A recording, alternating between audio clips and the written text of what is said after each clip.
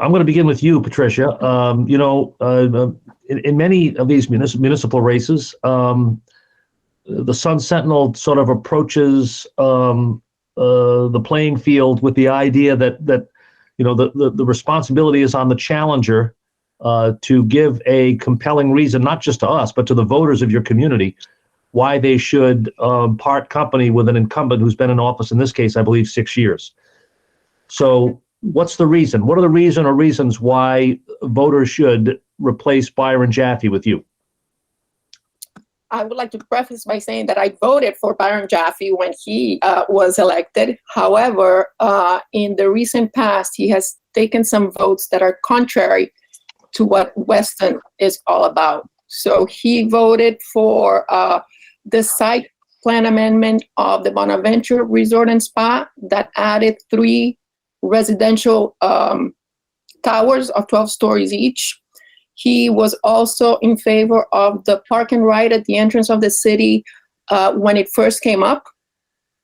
He also voted to rezone part of Temple to build a storage facility that was not, first, I don't think it was needed, and it was contrary to what the residents that live in that neighborhood wanted. So in addition to that, he put his name on a lawsuit with Mayor Sturmer and now Mayor Brown against the state regarding gun regulations. And I think that that's something that needs to be left for the state, and it should not be left for the municipalities to regulate. Okay. Well, first of all, thanks for the detail. There's a lot there. We're going to give Byron Jaffe every opportunity to address each and every one of those individual cases, and we'll come back to you as needed, Patricia. But thanks for your level of specificity there. There's more than one way to look at these issues. Byron Jaffe, the floor is yours. Go ahead, sir. Thank you, folks. First, I want to say welcome to Patricia. And I know Didi is not on this, but I don't consider any of these ladies opponents.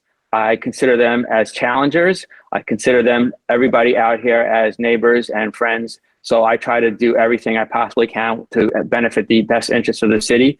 I am clearly the most qualified and experienced and most prepared. I've proven myself for the last 6 years as an elected official. I've led the effort to ensure that we had school resource officers in place at every single public school. In 2018, we were the first municipality to ensure we had funding for that. I will discuss the park and ride, but I led the effort really to defeat the park and ride at the MPO level. So that's an incorrect statement that Patricia made. I led the effort to against the proposed high-rise development in Weston Hills Country Club. I've led the effort to bring fireworks back. And most important, very important, I've maintained the same millage rate out here in the city of Weston for the last 5 years to make sure we have the lowest tax base, but the highest property values. And I know the community well. I've been out here for 30 years. And if you want me to address those issues that Ms. Bernardini mentioned, I'll go right ahead. Well, I do want to begin by asking you about the high-rise towers at Bonaventure. Okay. The rezoning, like I said, I was against the rezoning in 2017 at the Weston Hills Country Club. In 2016, the City Commission, of which I was not on at that time, rezoned the Bonaventure site from low height to a multifamily higher height of 150 feet. I did not, nor would I have approved a rezoning to that height if I was on the commission during that vote. As a matter of fact, the city commissioner, who is Patricia's campaign strategist, he was actually on the commission and he voted for that rezoning to the higher height. In terms of the site plan amendment, that is basically, as everybody knows, that's not a rezoning. That's the footprint of how they're going to place the buildings on the site. And that's all I did, was approve the footprint of how the buildings were placed. It had nothing to do with rezoning to 150-foot height. Yeah, it had nothing to do with the height of the building. However, the original plan was for one 12-story building plus the hotel. And Commissioner Byron, he voted to add those 3 additional high rises. And he could have voted no, just like Mayor Brown voted no for that project. So those are two separate issues, folks. That one is the height of the buildings. The other one is more of a type of density. And we had a review done that additional residents per unit would not add to any density, which would impact the traffic or the schools. And once again, the site plan amendment is to approve the footprint of the structures on the. Okay. Exactly, but there were the additional 3 buildings you voted for. And in addition to that, when talking about the schools, the report that came out was that only 10 students would come out of 488 residential units. That's ludicrous for only 10 students to be added to our already overcrowded school system. So you could have voted no to the additional 3 buildings that were put on the footprint for that project. Let me. I'm not good. Go ahead. I'm sorry. Go ahead, Mr. Jaffe. Yeah, go ahead. I'm going to try to focus here on the positive things of which the community wants to hear, and what the great things that my successes that I've worked with all the residents out here to ensure we do stay the #1 best city to live. The specifics of that particular issue I've explained already. The number of units is part of the development plan. The rezoning and the actual number of units on the site are 2 separate issues. And I did not rezone that property to 150 feet. Like I said, Ms. Bernardini's campaign strategist was a current elected official at that time, and he is one of the people who voted to approve that rezoning to that height. For the Jaffe, record, hold on a second. Hold on. We'll get back to you, Patricia. I'm sorry. Mr. Jaffe, I want to decode this conversation because a lot of people who will be watching it are not experts in Weston city government. Who's the commissioner you're speaking of? That's former Commissioner Norton. First name? Steve. Yeah. Excuse me, Jim Norton. Yeah. Patricia, is Jim Norton a campaign strategist of yours? No, he's a supporter, but he's not a campaign strategist. Okay. Mr. Jaffe, I want to ask you, Mr. Jaffe, to address the other issue that was brought up, which is that, and again, I'm paraphrasing what Patricia Bernardini said. You voted to rezone some property for a mini storage facility where there was a lot of local community opposition. There was a parcel of land that was on the site of Temple Doreen that was being unused. It was zoned for schools and commercial. The applicant came to us to ask to rezone that so we could put a 3-story building on that property. It is in an area of commercial buildings, religious organizations, a high school, a middle school, and another school right next door to it.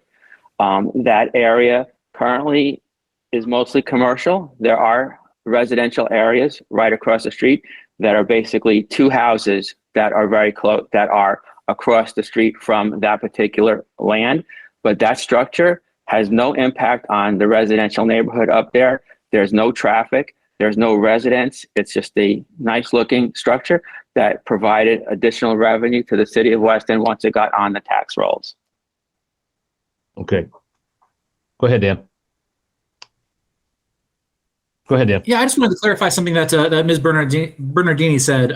She mentioned that in all of those high rises that are going up there, that you had an estimate of 10 new school children coming out of there. Is that right? That does seem like really low ball. That is what the report showed, yes. And that is one thing that I believe that the commission should be more proactive on, which is being more involved with the school board to get the student generation ratio done in a more real way, because 10 students in 488 units, it's ludicrous. That particular plot of land in Bonaventure for the high school, it's zoned for Weston High School. I did not write the report. We received the report from the developer and the city reviewed the report that they gave to us showing that the school impact of students would be minimal. Because remember, that particular property is in the northeast section, and that's what, and we did a traffic generation. All these plans require studies done from consultants and contractors to give us the information so that we can make a accurate determination whether it's good for the city or not. But does 10 schools, children out of however many hundreds of units this was, does that sound like an accurate representation to you? I'm not sure exactly if it was only 10 students. First of all, I'd have to go back and look. But remember also that particular property at the time, and by the way, the developer has changed. It's a new owner there now on that property. So that property, the site is not even being developed by the original owner who produced the site plan for us. We are in current negotiations. There is another entity which is buying the property and wants to do something at a much lower density, a lower structure of 7 stories with single family homes on that property. So if anything, the impact from that new development will be less than the one that was originally approved by the City Commission in 2016. So that's a good thing for the city. Ms. Bernardini also singled out Byron Jaffe for his role in the litigation that's still pending before the Florida Supreme Court, I believe. The city of Weston and many other municipalities are challenging the fact that, the legislature has preempted firearm regulation to the state. And they've gone beyond that, I believe, and they passed a law several years ago that would expose local elected officials to financial penalties if they persisted in local firearm regulation. Mr. Jaffe, I think Patricia Bernardini said that it's a mistake or it's wrong for that gun regulation should be this province of the legislature. What is your opinion? The city of Weston and all elected officials in the last 30 years have always empowered the home rule function, where local municipal officials have a better understanding of what the community needs are than state legislators or even the federal government. This preemption, and the lawsuit was specifically not about the statute, it was about the penalty if a statute was imposed that was in direct conflict with the state legislature. So the litigation is all about the penalties of removing the elected officials, fining the city of any municipality up to $100,000, and being removed from office. The lower court agreed with the city of Weston, and we won on all counts. The district court, then the governor appealed that decision on 2 of the counts. The one of being removed from office was not litigated anymore. We won that, and the governor decided not to litigate that challenge anymore. He found that unconstitutional. The court found that unconstitutional. The 2 issues that are now before the Supreme Court are the $5,000 fine, and if the city can be sued up to $5,000 fine on the individual elected official who would pass a law, and the other is $100,000 to the city of Weston. So I believe that home rule is a very important function for the local elected officials in a municipality. We know the city best. We know the community. We know the leaders. We know what the people want in our community. And I, along with Mayor Sturmer at the time, and now current Mayor Brown, our plaintiffs on that, along with other city officials, as you know, Mr. Sweeney. I want to give Ms. Bernardini a brief chance to respond to what Mr. Jaffe just said. Yeah, I don't agree with that. I don't think this has anything to do with home rule. There are already laws in the books regarding firearms, and we should just enforce what we have. Home rule is great, but just imagine if municipalities would like to issue their own driver's license, for example. This is the same case. So the litigation, if I may be clear, is not about firearms and the right to bear arms. It's about the penalty that would be imposed on elected officials under the preemption penalty on that particular statute. And there are other preemption statutes out there, multiple ones, as we all know. Go ahead, Dan. Yeah, I just wanted to ask, that does make this one different than all other preemption laws in the state, as far as I know. So what do you think of that notion that, preemption law include, personal, monetary penalties for local elected officials that come up with an ordinance that violates a state preemption law? Well, I believe that if they follow the law, they shouldn't be afraid of that, because that wouldn't happen. I believe that these penalties are onerous on elected officials. And if we are successful in this litigation, that the residents would then we would go out to the residents, or the residents would come to us as home rule, and they would tell us what they would want us to enact. So until that determination is made on these penalties, on the penalty phase, that's where I stand. It's the litigation about the onerous penalties on that particular statute, which is there are a few other ones. And it's basically to let the residents decide what they want to tell the municipal officials, how they want the city run, not the state legislature, not the federal government.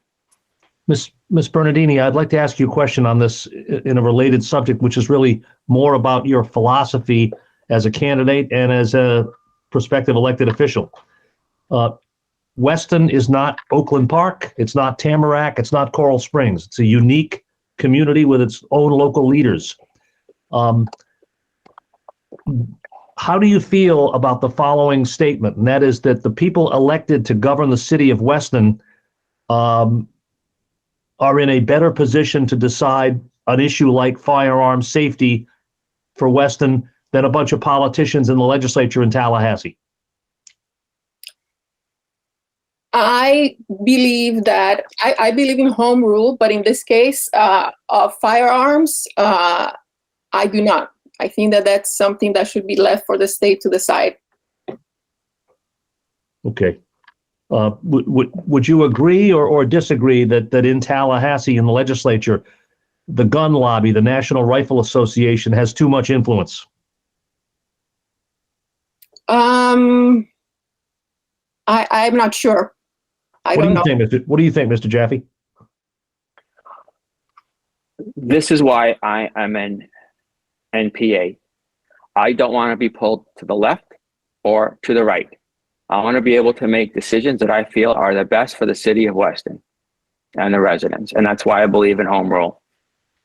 And you just changed to NPA before this election because you were affiliated to a party.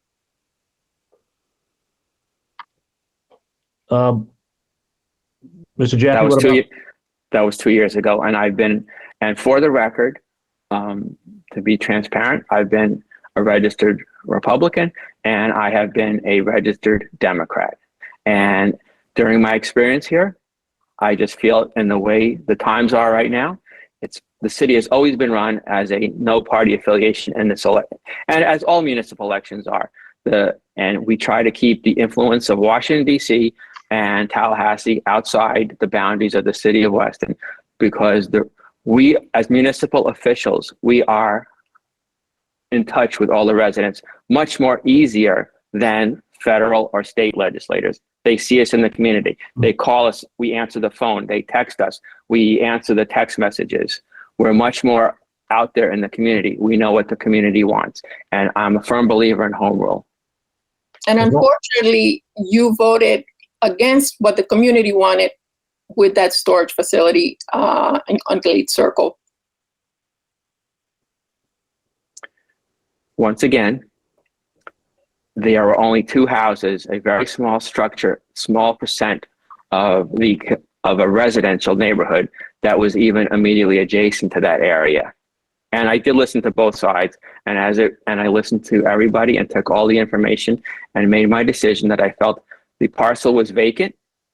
It was, when we built the structure on it, it generates revenue for the community. There's no garbage, there's no residents, there's no traffic other than people moving in or out. And it's a very low density area.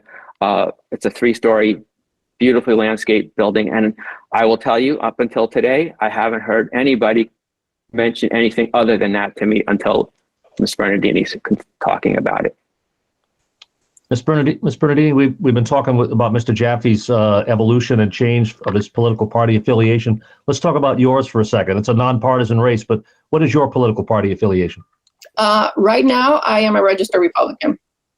Okay. But I was, a couple years ago, I did register as a Democrat. Why'd you change?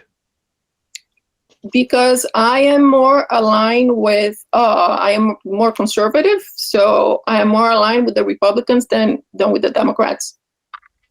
Okay. Fair enough. And I wanted to vote on primaries, since this is, if you are an NPA, you cannot vote for whatever candidate of the party that you're in. So that is the reason that I am affiliated with the party. It is Mayor Peg Brown a friend of yours, or did she encourage you to run in this race? No. Mayor Brown actually asked Didi Reyes to run against me because I did not support her for her bid for mayor. And it was not a very pretty sight during her election as mayor towards me. It was pretty ugly. So yes, she has asked the other candidate to run against me, since we're both registered as Republicans. Right. Okay. I got one more question about this, and I know Dan, you want to get back on the question, but for Commissioner Jaffe, I'm paraphrasing what you said, Byron, but you said Weston's always been run as sort of a non-partisan NPA sort of community. Yes, sir. I hear what you say, but I'm looking on social media and I'm seeing tweets by Peg Brown urging people to vote for Marco Rubio, Republican U.S. Senator, for his reelection, urging people to vote for Ron DeSantis and Jimmy Patronis. This is the supposedly nonpartisan mayor of Weston. What about Mayor Brown doing stuff like that on social media? What is your opinion? Okay, let me point out here that I've been a resident of the city of Weston for 30 years. I have broad-based support from all party affiliations, all residents, and I don't determine whether I'm going to help somebody, whether there's a R or a D behind their name or an NPA. If someone asks me for help, I will find a solution for that problem.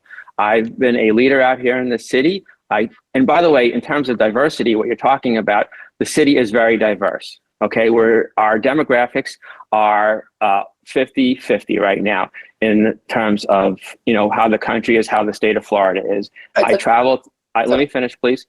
I travel to South America and Central America all the time. I'm familiar with those communities and all the residents who have emigrated here to the United States. I have the command experience. I can execute. I'm calm and I'm confident. In terms of the mayor, having what you asked about, we are a non-party affiliated community. You'd have to ask the mayor on that, but I personally don't think that was I don't like to split the community like that. As an individual, that's anyone's choice to whoever they want to endorse. I'm not looking for endorsements. I'm looking for supporters who I can work within the community to get great things done and continue the successes that the city of Weston has had for the last 30 years. Partisan politics, I agree, they'll always be there. I try to put that outside the box. Okay. Go ahead, Patricia. Go ahead. You want to say something? No. As Byron mentioned, I am also here to garnish votes to become the next commissioner for C3. I have an extensive business background. I am Latin. I speak Spanish, Portuguese, and French, so I can communicate with about 80% of the residents of Weston in their native tongue. And I have support from both sides. I have registered with a party, but I have support from both sides, from everybody. In Weston, we have pretty much a third Democrat, a third NPA, and a third Republican.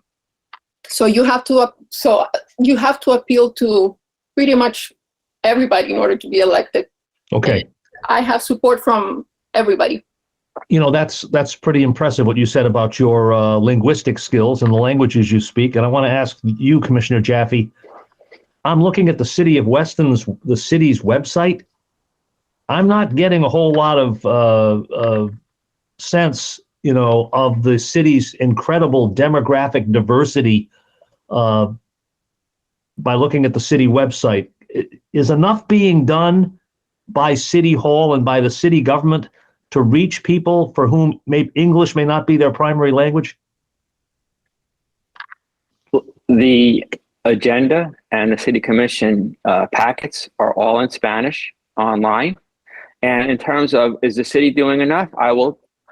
My perspective on that, if I may say, that's a portion of that is the responsibility of the elected officials for sure. But a lot of that is already accomplished by being out in the community. We have many different diverse organizations out here. I'm a member with the Americas Community Center, which Patricia is as well. And that's led by Fabio Andrade, who is from Colombia. He does a great job there. Our Rotary Club of Weston is diverse. The population out here is a diverse community, and I leave that and the interaction of everybody getting along as part of the civic organizations to do. As an elected official, like I said, I'll answer anybody's email. I help anybody, no matter where they're from. I fly all over the country. A lot of those people, a lot of the folks who live in Weston here are from South America and Central America. I'm familiar with what they feel and how they are, why they want to stay here and why they love Weston. And that's what I do as a leader out here. What's the level of, Commissioner Jaffe, what's the level of safety in your community today compared to when you moved in 30 years ago? How safe a place is Weston, in your opinion? We were recently named the third safest city to live in the United States of America. Safety and security of the residents is the number one priority and it has been for me as I've been an elected official. Our largest budget items go to police, go to fire, and go to paramedics. It's over $48 million in our fiscal budget for this coming year, fiscal 2023. And that is the number one priority. And when we came in 2018 and that terrible tragedy in Parkland, I was up in Parkland the day after that tragedy. I was standing with the victims' families and everybody up there. And as soon as I got home, and I was with other elected officials, and I came right to the city manager and I said, I want to make sure that we have school resource officers available all day long on all our public schools. And we did implement that immediately. And that's the largest expenditures that we have in the city of Weston. And the police and the fire are supported 150% by all the elected officials, all the residents. If you don't feel comfortable in the city of Weston, when you open up your front door to go walk your dog, we failed in that. You have to feel safe. And let me just follow up in terms of public safety. I had the pleasure and honor of being on the city commission when we opened up Fire Station 21, which is our newest fire station in the Bonaventure area. And I will say that my challenger here, Ms. Bernardini, she came multiple times to the city commission saying that she was opposed to funding and building Fire Station 21 in Weston. So to me, that indicates that she doesn't really care, or public safety funding is not a number one priority for her. That is an incorrect statement. I am for safety. However, as you know, we are a contract city, and there is a fire station 2 blocks down the street in Sunrise. And my question was, why don't we contract with them instead of spending the money in building another firehouse in Weston? That was what I was getting at. I am always looking to ensure that we spend our money as wisely as possible. And in that particular time when that issue came up, Botanical wasn't wasn't a thing, and I didn't know about the site plan amendment of the Bonaventure Resort and Spa, which would add 488 units.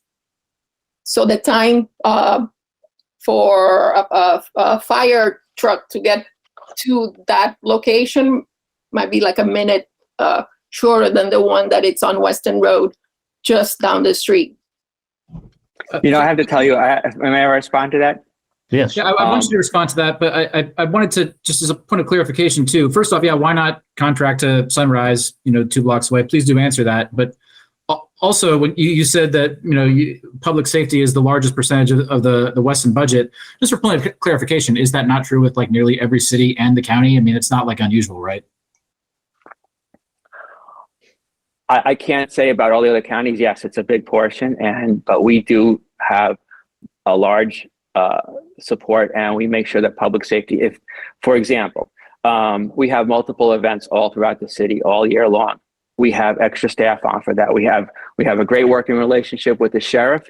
If we have a major incident out here, we have the resources to get them out here, and that is one of the best things that we do as a contract city. In terms of why we didn't go with the city of Sunrise, okay, now let me relate this conversation. There was a conversation I had with the former city manager, who was the first city manager we had here for 20 plus years. And it related to some issue about something in Southwest Ranches along the Canal of Pump or some other issue. And I had someone from Southwest Ranches reached out to me and said, Byron, why can't we do this along the canal here? It can benefit the city of Weston and it can benefit Southwest Ranches, but Southwest Ranches would control it. The city manager says to me, Byron, do you want elected officials in Southwest Ranches telling you how to run your city and have operations over what goes on in the city of Weston? We don't want the city of Sunrise telling us how to operate a fire station. It was more beneficial for us to have an additional fire station for that response time. And plus, that other location in Sunrise, they could be on a call. They're going to get a call in Sunrise, they can go east. The Bonaventure Fire Station 21 would not get a call and go east. All those residents, if we were using Sunrise, all those residents in the northeast section would still be subject to a longer response time if Sunrise units were not available. Their first responsibility, of course, would be with their residents in the city of Sunrise. Byron, let me ask you a question about something that Patricia Bernardini mentioned. Even though we're talking about 2 different jurisdictions, one is Weston, one is Sunrise, is it a factually correct statement that you've got 2 fire stations that are about 2 blocks from each other? No, it's not 2 blocks. How far apart are they? I'm going to say... Let's Google it. I'm going to say about probably 2 miles. 2 miles. Okay. Maybe it could be a little more. It could be a little more. But once again, it goes over to who has authority and control over. I can't call up. I mean, yes, of course I have a relationship with the mayor of Sunrise, but I can't call up and tell the fire chief in the city of Sunrise, we need this, this, and this. Right. He's going to say, Byron, go talk to your city manager, go talk to your fire chief. And that's pretty much, it's as simple as that. Ms. Bernardini, if you're elected to the city of Weston government in November, would you be in favor of imposing term limits on city officials? Yes, definitely. We already have term limits, and I would not take them out. Term limits, we need term limits at all levels of government. And unfortunately, you see what's happening in our nation, in Congress. It's horrible. Term limits need to stay. Mr. Jaffe, you agree we need term limits at all levels of government? The voters determine will determine whether the elected officials stay in their capacity or not. I know we did have this on the ballot, and it did not pass, and it's up to the voters to decide. Yeah, unfortunately. I mean, I will say that a certain amount of term limits is a good idea going forward in the future. Yeah, is this what's the term limit in the city of Weston under your charter? 2 terms. I am I'm running for my third term because on my first term, I filled the unexpired portion of a former commissioner. Right. Okay, understood. Yep. Okay. Yes, sir. Ms. Very good. Bernardini, you said you're in favor of term limits at all levels. Well, both Steve and I have covered the Florida legislature, and it's interesting what happens there. They pass term limits there, of course, and it's been years since. And what you see is that people get up there and they don't have a whole lot of idea what they're doing when they first show up, and as a result, they depend on staff to tell them what the issues are. And they also depend a lot on lobbyists because there's certainly no term limit on lobbyists. So as a result, you get institutional knowledge, which was in the hands of these legislators that are up there forever because there's no term limits in Congress. But instead of being in elected officials' hands now, they're out of the way, and all that institutional knowledge and all of the how things work and what you need to do to solve certain issues, all that knowledge passes into the hands of unelected staff and unelected lobbyists. And as a result, in Tallahassee, you see lobbyists having far more power than they did when there were no term limits. What do you think of that as a critique of term limits, and how do you work your way around that on the local level? I believe that you can put term limits and say, let's say 8 years maximum, or 12. But then after that, you're out of there. And as far as lobbyists are concerned, I think that that needs to be regulated a little bit more because, yes, lobbyists have a lot of power, and we should do something about that. Thank goodness that we don't have too many lobbyists here in the city of Weston. Certainly, Weston does not have the lobbying issues that Tallahassee does, yes. Mr. Jaffe, Mr. Jaffe, Yes, sir. what specifically do you want to accomplish in your next term that you haven't been able to accomplish yet? I still want to make sure the biggest thing that's coming up actually for the city of Weston is we're reviewing our parks and recreation needs for the next 10 and 20 years. And that we've engaged a consultant for that. I want to be around so I have a say in how the future of our parks and recreation facilities are either used or do we need new facilities? How do we manage the current ones? Do we need to add additional facilities? So I want to be part of that. That's a big thing. Another big thing that I really want to be around for is actually our relationship with the school board. And I will tell you that besides the safety of our students, maintaining A-rated schools is the most important thing that we can do for our property values in the city of Weston. Because when you meet and talk to people who come here, one of the first things they want to know is what the schools are rated. And this is a time pertinent situation right now. Actually, with the upheaval that's happened at the school board, I am concerned about how that is going to affect our schools. And I'm fortunate that I personally have a working relationship with the current school board chairman, Mr. Torrey Alston. He's going to be there for 2 more years. I sit with him on the Broward Metropolitan Planning Organization. We sit right next to each other. And actually, 2 years ago, we worked together when there were 3 students in Gainesville. They were killed by hit-and-run drivers. One of the students lived in the city of Weston. I reached out to Torrey when he was the chief aide to the FDOT Secretary of Transportation. He didn't even know me, but he was responsive to me. We didn't talk about politics. We didn't talk about R or D or I or N. We talked about students being safe on campus in Gainesville, Florida, of which many of the parents here have students in Gainesville. And he was able to help me get the FDOT. They lowered the speed limit to 30 miles an hour on the main street, or to 25 miles an hour, without all the logistics and the bureaucracy of spending 2 years studying things. And we also put in traffic calming devices. So I have a relationship with the current school board chair. I don't even know if any of my colleagues do. I know none of my challengers do. And like I said, it's not a political issue.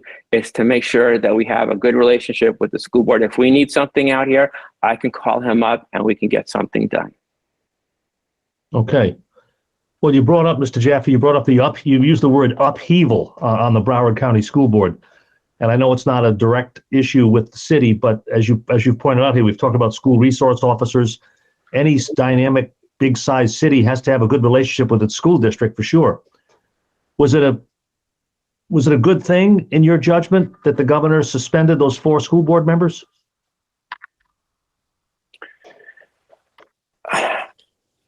The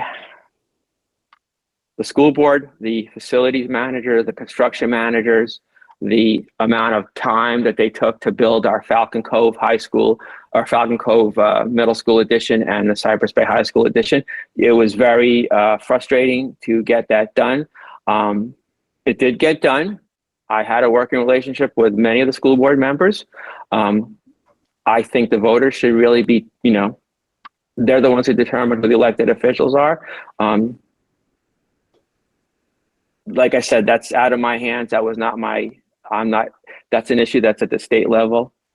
And I'll just go along with what the governor did right now because there's no recourse. Ms. Bernardini, how do you feel about the grand jury report and the decision the governor made to remove the school board members?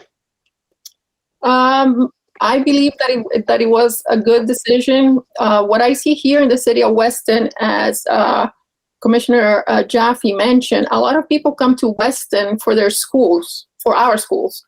However, our schools are overcrowded, and there is a problem that I have been told by several residents in the city of Weston, that we have many, many students in Weston who do not live in Weston, but come to our schools.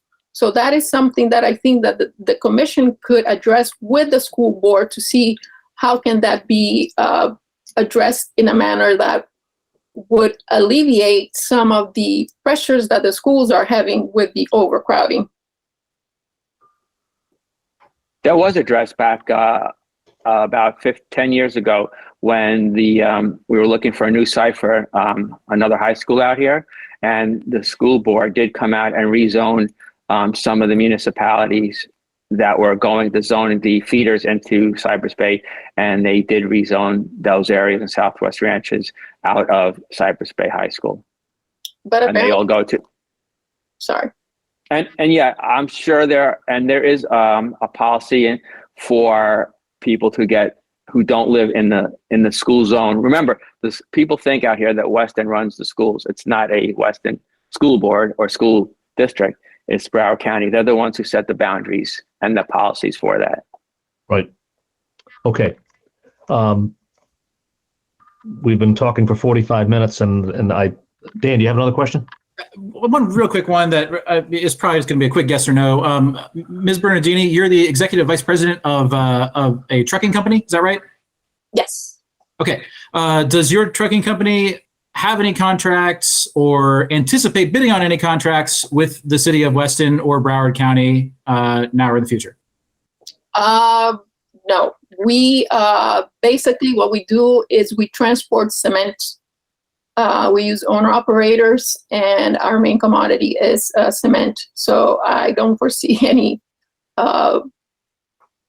any work with Weston or Broward County. When we had our flatbeds, we did do some work when the hurricane came and transported water for the county, but that you don't even have flatbed trucks anymore? No. Okay, good deal. Thank you. Before we end, if we're ending, could I just address one other comment that my challenger said about I was in favor of the park and ride? Yes. Thank you, sir. The park and ride was a long-time project in the transportation improvement plan for FDOT and the Broward MPO. That was presented to the city of Weston with very few details initially. It was like a 10-page PDF, and it was on the agenda for the last 5 years. Once we realized and did further deep dive into the cost of it and how the residents were opposed to it, and I listened to the residents, we debated it, and I sit on the MPO as the representative for the city of Weston, and I went back to the MPO and I lobbied basically 25 elected officials to remove that out of the funding for the MPO and the Transportation Improvement Plan, of which I was, like I said, it was a 5-year plan. That there are 5-year plans for all the roadway projects in Broward County are every year. I was not at the MPO when that was originally approved, but the city of Weston did come before us and we were against it. And I spent hours and hours listening to hundreds and hundreds of residents and was successful. And I convinced all my other MPO colleagues, all elected officials within the Broward County area, that it was not a good thing for the city of Weston to put it at that location. And it was defeated unanimously, all by my lead efforts. And I thank all the residents, by the way, for reaching out and helping me get them to make that decision. That decision, the city had sent a letter stating that they were in favor of this park and ride. The only reason why it was changed is because Commissioner Mary Molina McPhee was elected, and she is the one who brought it to the commission saying, hey, it doesn't make any sense what these people are saying. We should review it and then take another vote. And that's what happened. If Commissioner Molina McPhee— I'm not familiar with any letter that was sent to residents that we were in favor of the park and ride, but maybe I don't remember that. Letter? You said there was a letter that was sent. I don't remember any letter being sent. You said, Patricia, you said the city sent a letter indicating that it was in favor of the park and ride, and it changed after Mary McPhee got involved. Commissioner the letter to the FDOT, not to the residents of Weston. Oh. It was their support, the letter in support of the park and ride that the commission sent. The bottom line, it was defeated. I led the effort. I had to convince 25 elected officials in other municipalities that it was not a good thing for the city of Weston, because that's what the residents wanted. And I listened to the residents and I used my position on the MPO to get it defeated. And that's the bottom line. Yeah, and we're happy for that. Thank you. Okay. Yes, I agree. All right. Okay. Let's end on that note. Thank you both very much for being with us this afternoon. Appreciate it very much. Best of luck to both of you. Thank you so much. Have a great day. Thank you. So long. Bye, everybody. Bye-bye.